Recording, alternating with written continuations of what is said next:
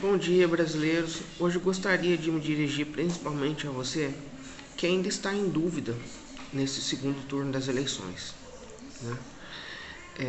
Mas também você que às vezes não quer votar no presidente Bolsonaro por falácias como que ele é um estuprador, que ele é um torturador, né? E tantas outras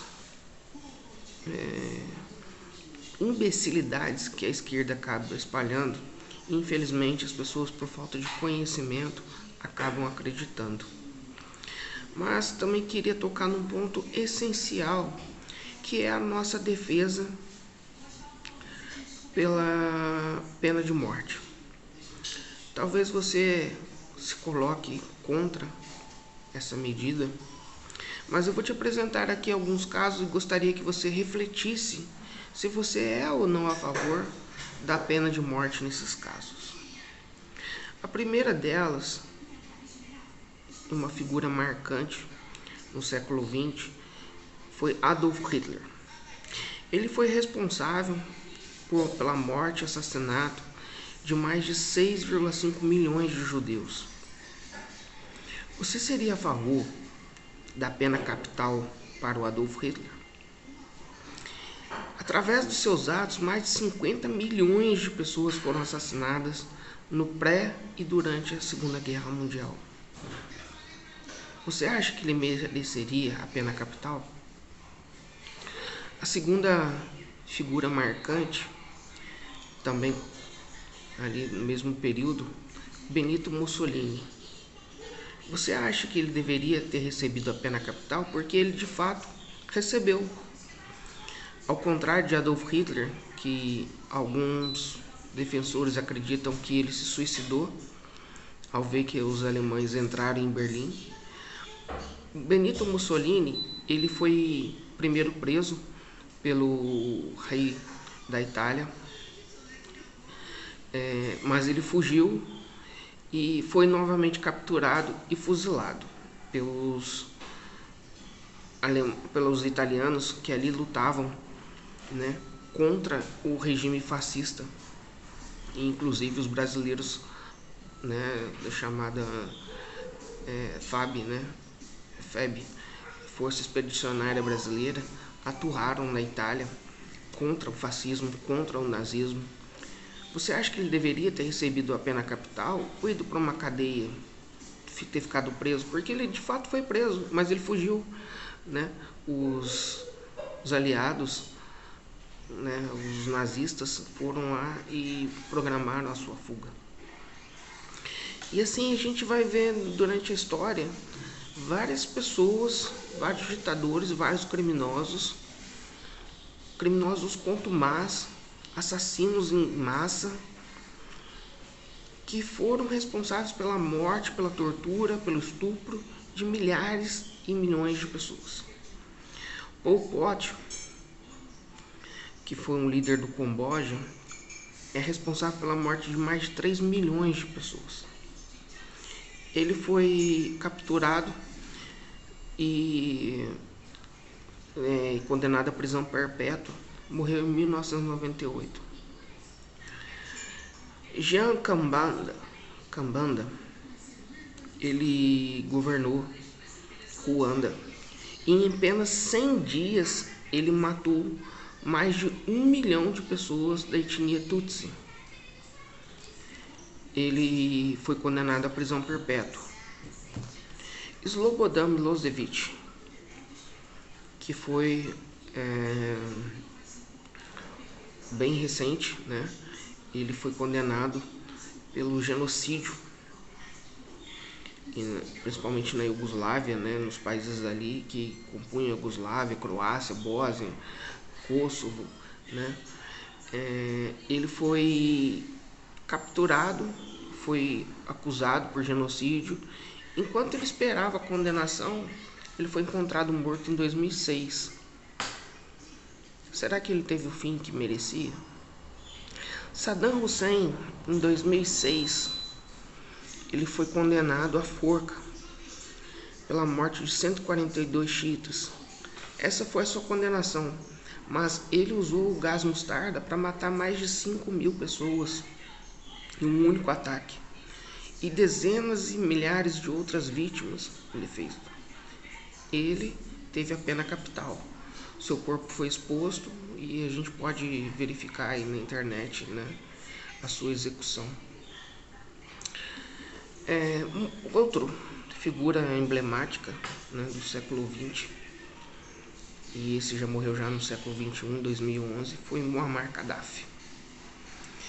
Ele também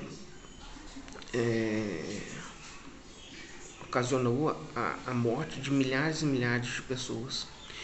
E quando os países, principalmente do Ocidente, liderados pelos Estados Unidos, invadiram a Líbia, perseguiram, ele foi encontrado por forças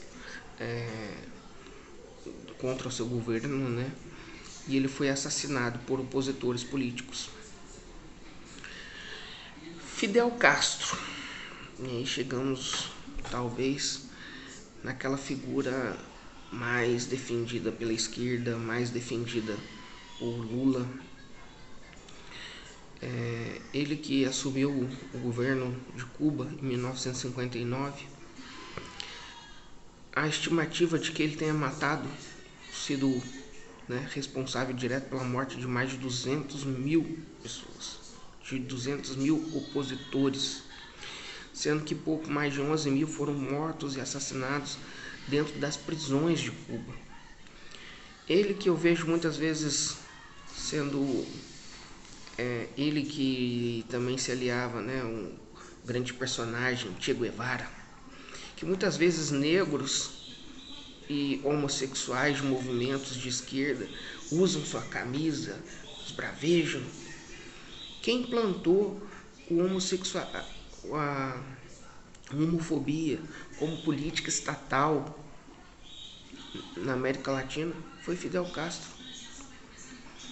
Para ele, os homossexuais não serviam para ser revolucionários, não serviam para ser pessoas, não serviam para viver.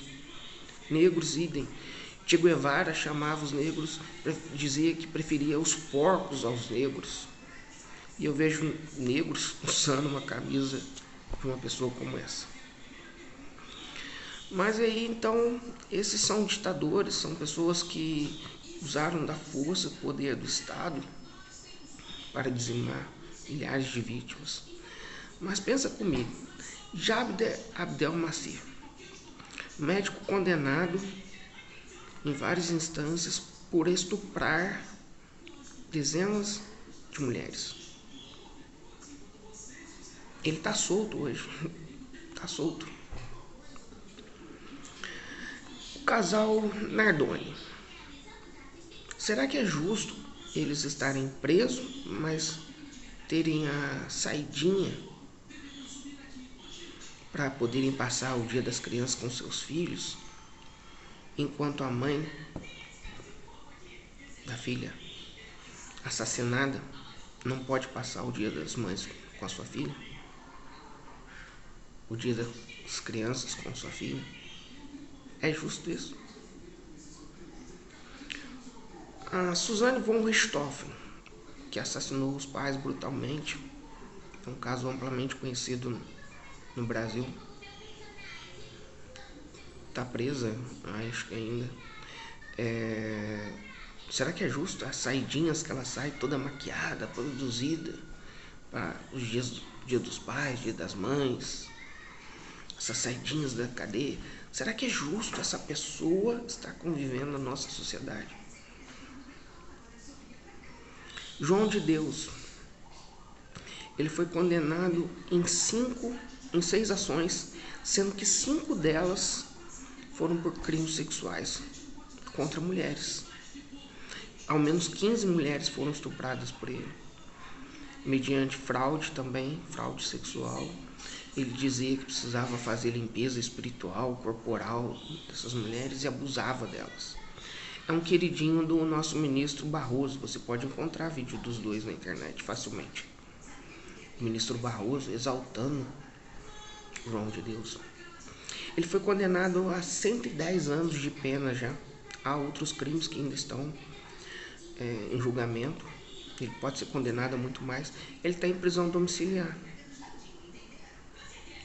É justo com essas mulheres que foram estupradas que ele esteja solto? Na teoria política, a gente estuda que a violência, a primazia da violência cabe ao Estado, né? O direito de exercer a violência cabe ao Estado. Muitos deles, ditadores, usaram o direito da violência do Estado contra o seu próprio povo. Mas não é disso que nós estamos falando. Nós estamos falando da possibilidade de um Estado, através de um julgamento justo, condenar pessoas à morte. É isso que a direita defende. É isso que o Bolsonaro defende. É isso que eu defendo.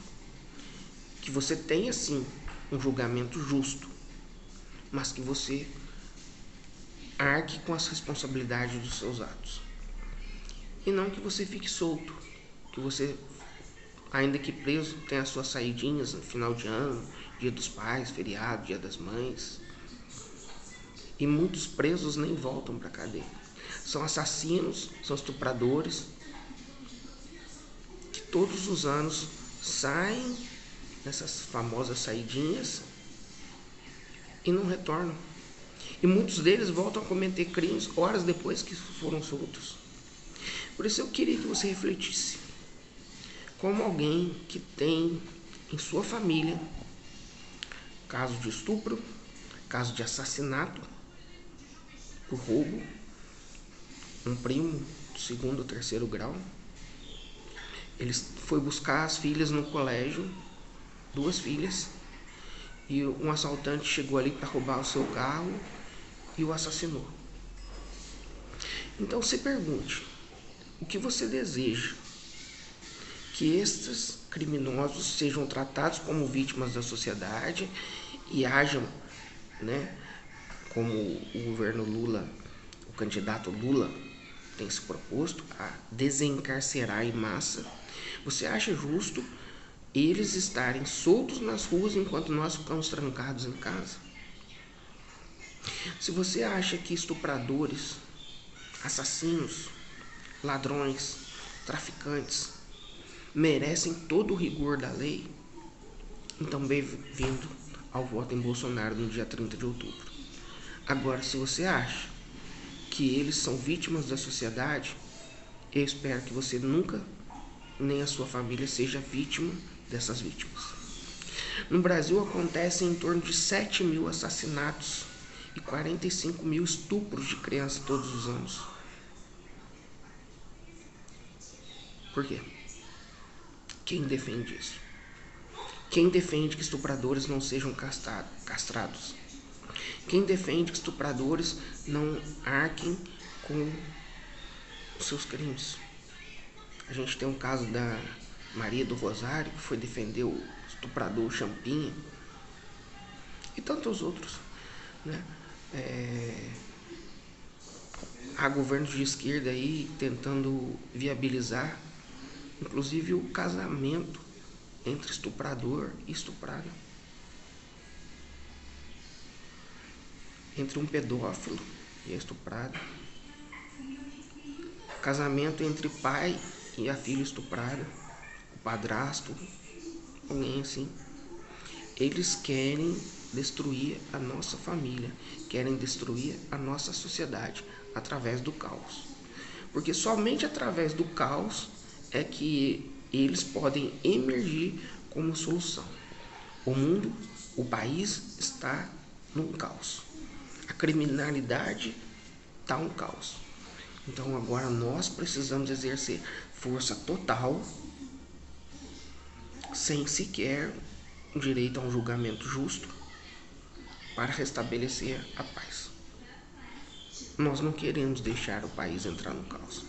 Nós não queremos deixar a nossa sociedade virar um caos. Então, eu conto com a sua reflexão, conto com o seu compartilhamento e que você possa seguir o Sofista da Verdade nas redes sociais, possa seguir o meu canal no YouTube e propagar essa mensagem para que novas pessoas e mais pessoas possam refletir sobre isso. Obrigado e até o dia 30 de outubro.